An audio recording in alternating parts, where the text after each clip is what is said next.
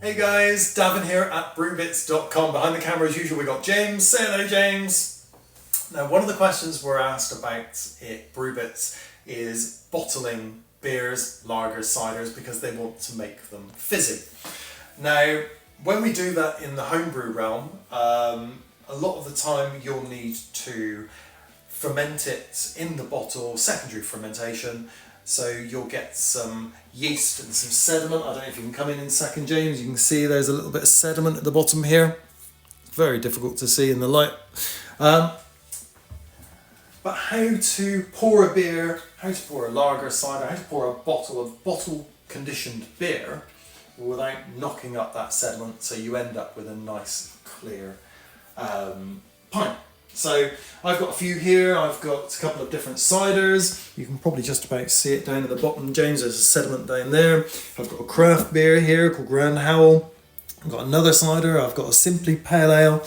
And down in the bottom, you can see that there's sediment. So it made life a little bit easier. I've got a cider I made a little while back actually. When was that? That was October 23. You can see the sediment really clearly in the bottom of this bottle.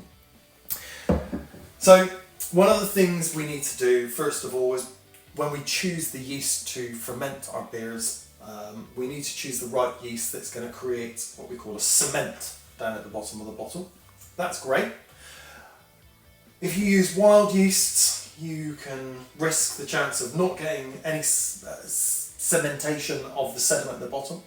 And so when you pop it open, all hell breaks loose and you end up with a massive great fountain. I think I've done a video and I've done that before. But how do you get that out without disturbing the sediment? Well, first of all, we're going to pop it and you'll get some fizz and bubbles immediately come from the bottom. And what we need to do now is a really nice, long, slow, gentle pour. Try not to get blub, blub, blub, blub, blub, blub, blubs. I'm going a bit quick. And you need to keep an eye on the neck of the bottle. And as soon as you see any sediment starting to come down, it's starting to come down now, and you stop.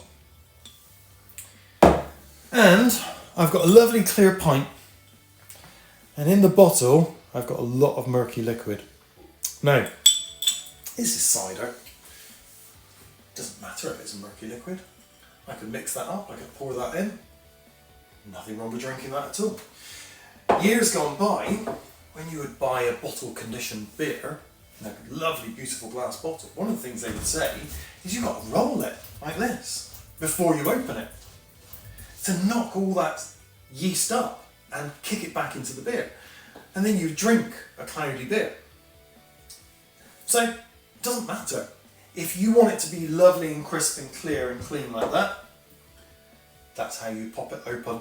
You pour it really gently, keeping an eye on the neck here, and as soon as you see any sediment start flowing through, you pull it off and stop. If you want it cloudy, roll it. If you don't mind the sediment in the bottom, it's not a problem. If you don't mind it cloudy, drink it cloudy. But there you go. That's how you pour a bottle of beer, cider or lager, and keep it lovely and clear so you end up with a crystal clear glass of whatever it is you're drinking.